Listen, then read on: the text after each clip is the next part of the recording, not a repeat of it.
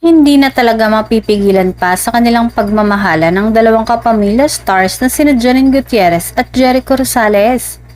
Dahil kahit saang social media ka pumunta ay makikita ang mga picture nila na magkasamang sumalubong sa araw ng Kapaskuhan.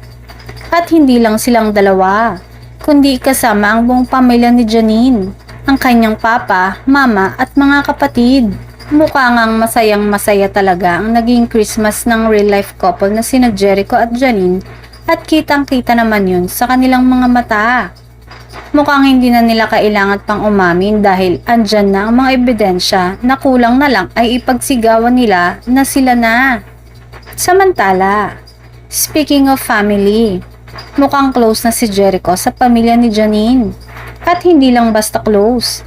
Dahil halata naman na maganda ang pakikisama ng aktor sa pamilya ng aktres at maganda ang kanilang mga bonding moments na laging nakabalandra sa social media. Mukhang wala nang hihilingin pa ang dalawa ngayong Kapaskuhan dahil nasa kanila na ang kasiyahang nais nila.